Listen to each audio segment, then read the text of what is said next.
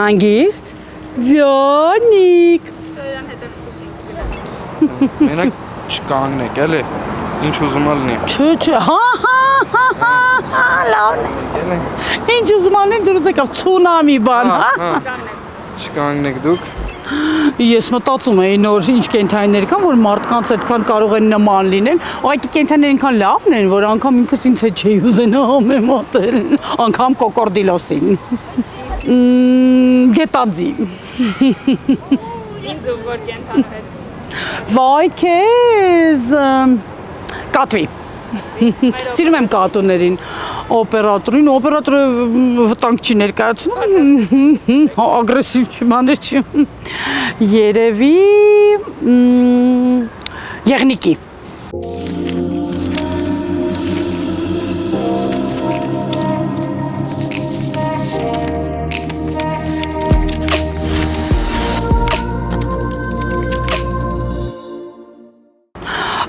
Դե մենք մի հատ կատակ ունենք, անդադ ասում ենք, որ ես զբաղվում եմ կենթանիների, այդ թվում մարդու իրավունքների պաշտպանությամբ։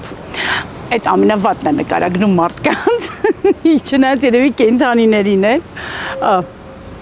Բայց մնացած էլ չեմ կան նկարագրեմ այնքան բարդ է ամեն ինչը, ով եմ ես։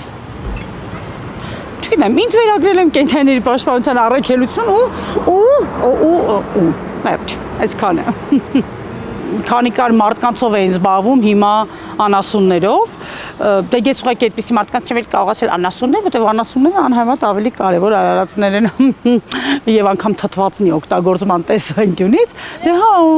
իմաստը դրանց բանի տեղ դնելու, այ դրանք սովորաբար ոչ մի բանի չհասած, ոչ մեկին երբևէ ոչ մի լավ բան չարած մարդիկ է, իսկ ամենալավը, որ շատ երիտասարդ մի աղջիկ ասեց ես ուզում եմ ձեր նման դառնալ, ես լսել լավ բաներ էին ասել ինձ կյանքում, բայց այն որ չի առաջինը բալիկ ջան պետք չի իմ նման դառնալ, բայց ես քեզ օգտակար կլինեմ, որ ինչ որ մի լավ բան դառնաս, չգիտեմ ոնց, բայց հա, դա հետաքրքիր էր։ Հա, եկար։ Դե նստի։ Ձյոնիկ։ Միշտ կռիվ են, չէ, անում ու շատ կա այդ, որ ասում են կենթանասեր եք ձեզ ասում, բայց հագնում եք կաշվի կոշիկներ, կենթանասեր եք ձեզ ասում, բայց ուտում եք միս, հա, մեր խումբը ոչ են, այսինքն այո, մենք կենթանասերներ ենք, մենք ոչ մեկին չենք ուտում, ոչ մեկին չենք կրում մեզ վրա, չենք էլ պատրաստվում եւ փորձում ենք հնարավորինս հոգ տանել, բայց այդ չի նշանակում, որ դեռ մենք կատարյալ ենք, դեռ ձգտելու էլ ոչինչ չկա, ամեն ինչ արված է, ոչ։ Դա նշանակում է, որ մենք պետք է նաեւ մեր շրջապատի մասին մտածենք եւ կենթանասերները դրանք ուղղակի են մարդիկ չեն, ովքեր ինչ որ մի կենթանատեսակ են սիրում, օրինակ շնասեր են, կատվասեր են կամ կովասեր են։ Դրանք են մարդիկ են, ովքեր նաեւ ինչ որ մի բան Դրանք նաև մարդիկ են, ովքեր ինչ-որ մի բան անում են կենթանիների համար։ Իսկ այ կենթանապաշտպանները, դա արդեն ավելի փորձագիտական կան երկրներ, որտեղ մասնագիտական ինչ-որ ոլորտ է, հա, ոնց են ասում իրավապաշտպան, այդպես էլ կան կենթանապաշտպանները, որոնք կոնկրետ ամեն օր աշխատում են կենթանիների պաշտպանության ուղղությամբ։ Շատ տեղեր կա, որ պաշտպանված չի, բայց միշտ էլ ուզում ես ինչ-որ մի բան անես քո երկրի համար, որովհետև դու տեղ ես ապրում, պետք է քո շրջապատը լինի անվտանգ բոլորի համար։ Բայց ամենավատը իհարկե դաժան վերաբերմունքն է մեր կենթանիների նկատմամբ մարդկանց կողմից, մյուս կողմից էլ այն, որ ոչ ոք չի վերահսկում այդ վիճակը, չի կանխարգելում, շատ ունենք թափառող կենթանիների ու այդ խնդիրները չեն լուծվում, դե դրա համար վատ ենք անում էլի մեր գործը ուրեմն, լիքը բան կա անելու ու մեզ ոչ ոք չի լսում, բայց ոչինչ, բոլորը կվերանան, իսկ կենթանիները կմնան։ Այո, կարող է փողոցում լինի կենթանի, որը կլինի նորմալ վիճակում,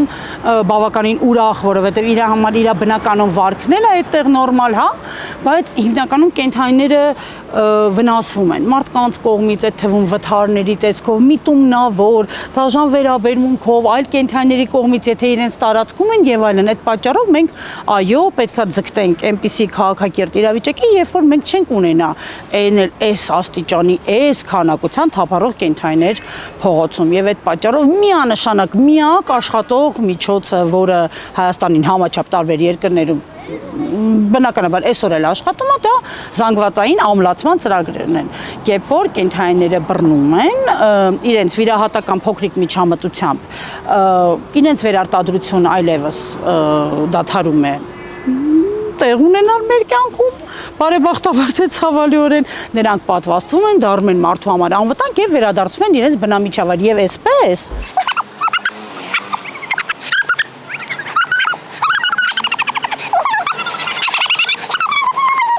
Եվ այդպես բնականon իրենց թվականակը արդեն դառնա 0, որովհետև իրենք իրենց կյանքը ապրում են, բայց զուգահեռ իհարկե հաշվառվում են տնային կենդանիները, ստերջացվում են, պարտադիր կենդանաբուժական հսկողություն եւ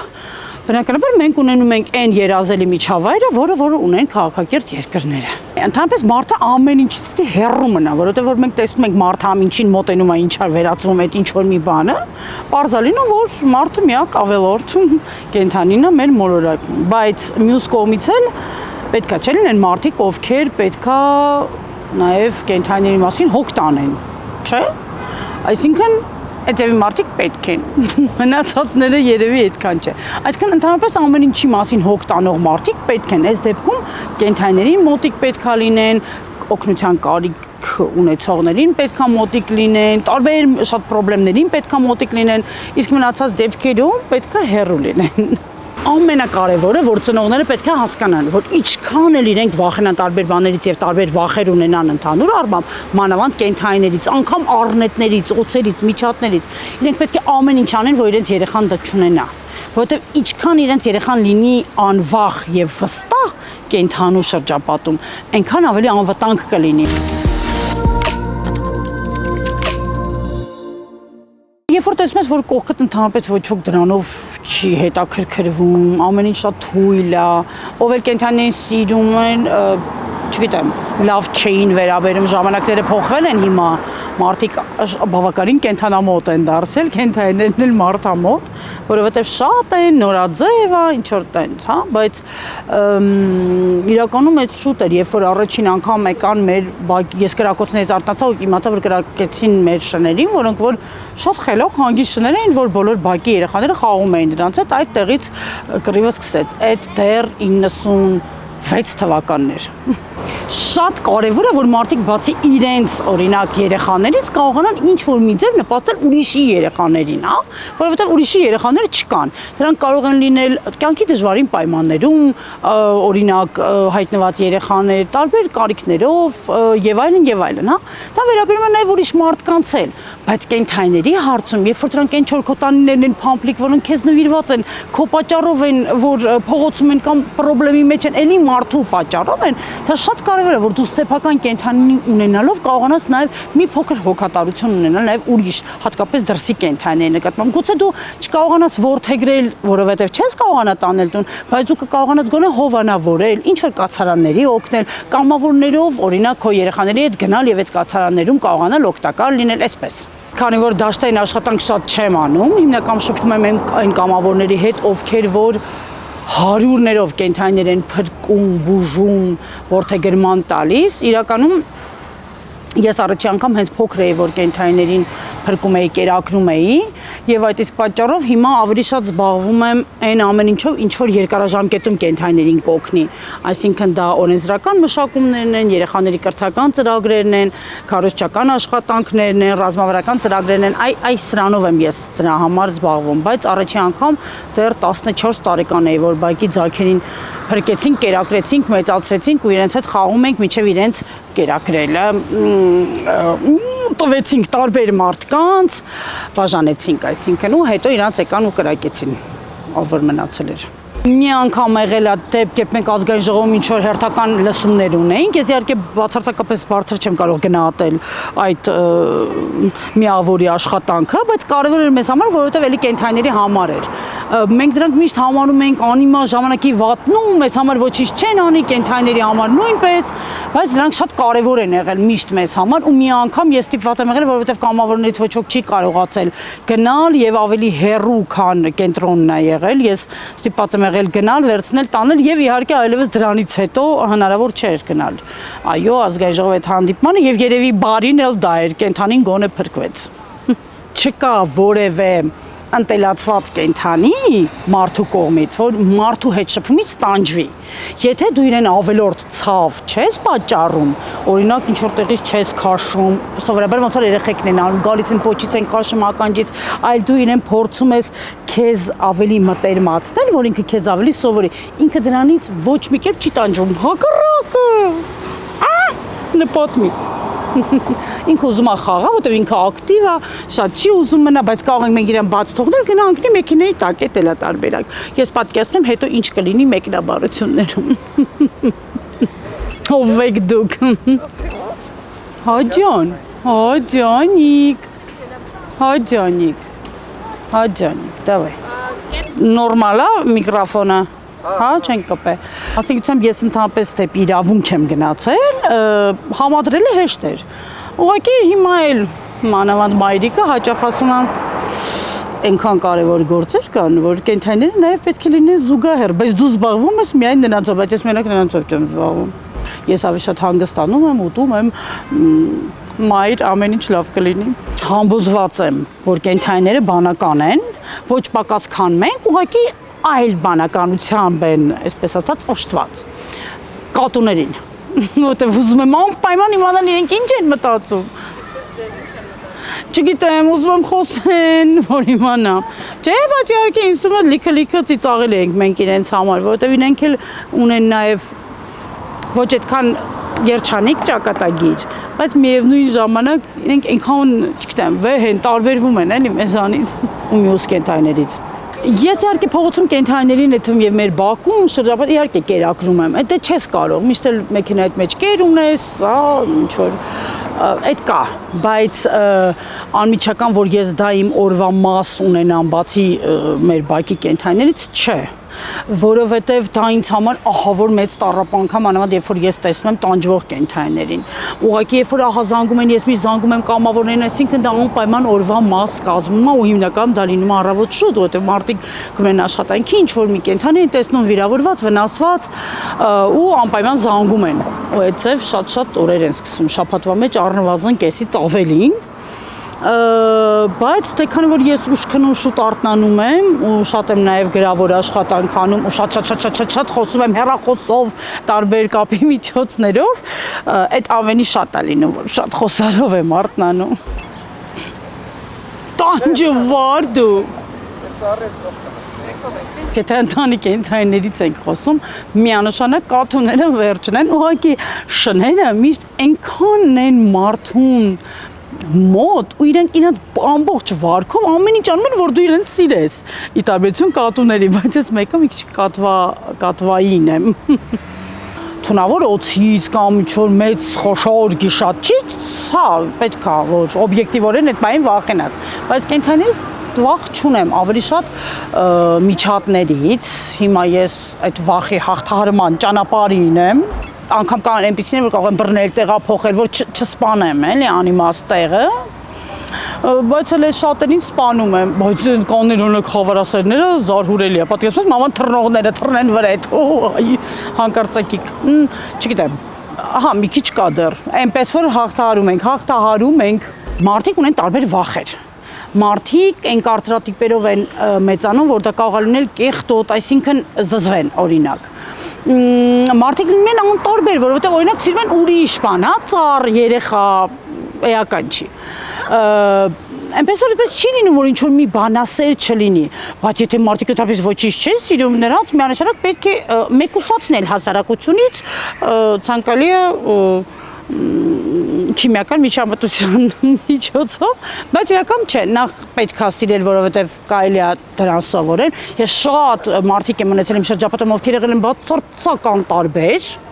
բայց արդյունքում դարձել են կենդանասեր ու չունեն ոչ մի մարդ, ով եղել է անտարբեր ու մնացել է անտարբեր։ Գուցե կենդանի չի պահել, բայց սկսել է հոգ տանել, հասկանալ, ընկալել, չձգտել, վնասել կամ այդ ինչ որ տարօրինակ գործողություններ չանել։ Այնպես որ մենք բոլորին մարդ կդարձնենք, ներողությունը կենդանասեր։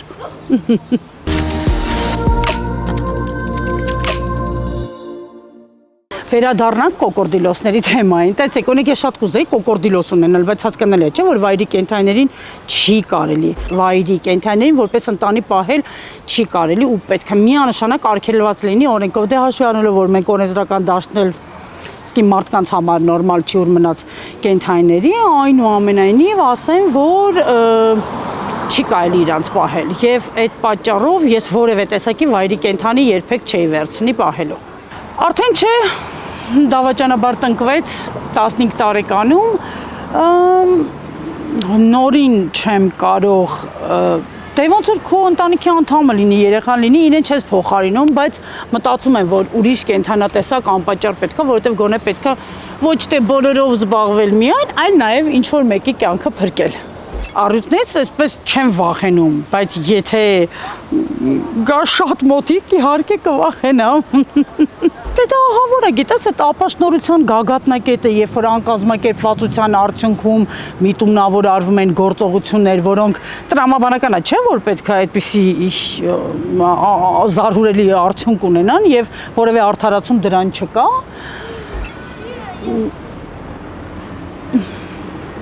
Բայց երեխան բայց ինձ թվում է բոլորը պետք է մտածեն, որ կարևորը պատասխանատուները գտնվեն, պատժվեն, որովհետև ուղղակի չի կարելի որևէ կերպ թույլատրել դաժան վերաբերմունք կենդանիների նկատմամբ, այն էլ, եթե դա պատկան մարմինների կողմից է։ Հանգիստ թողեն, հանգիստ բոլորը որ թողեն կենդանիներին, ամեն ինչ տեղը կընկնի։ Դե այն կենդանասերները եւ կենդանապաշտպանները, որ մեզ հետ են միշտ եղել ընկեր ու գործընկեր, իրենք բնականաբար ոչ միայն շատ ձայն են բարձրացրել մենակ ԶԼՄ-ների միջոցով չէ կամ սոցիալական հարթակներում ամեն կերպ եւ նամակագրություն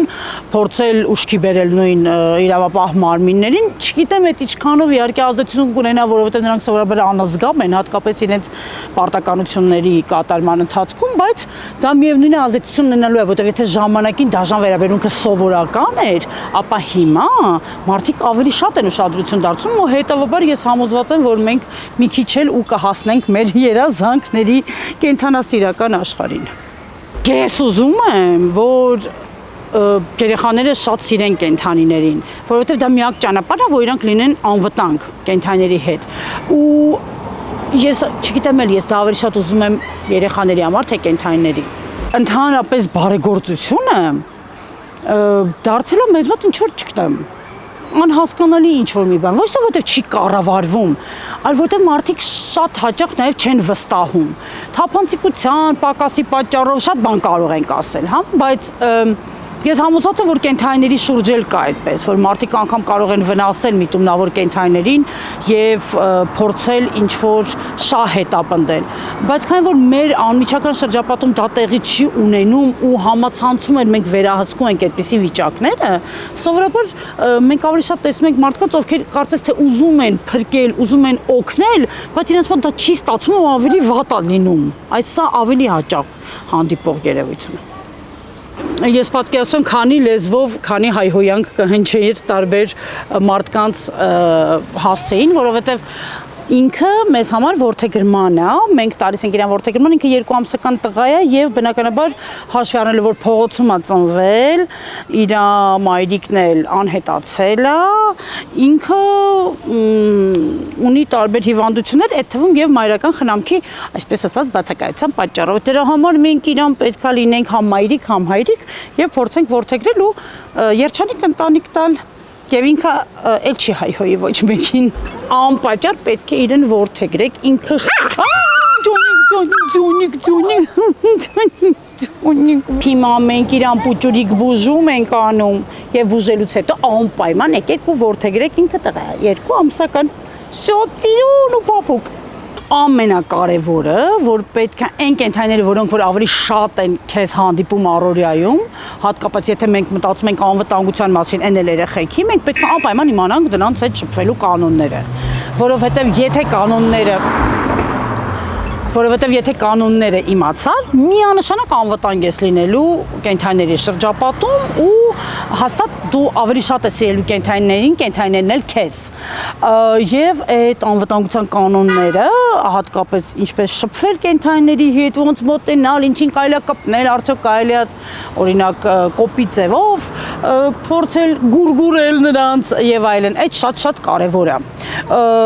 Ու տեսեք, իմ նման մի տանջեք շունիկներին։ Հա, ցավում է։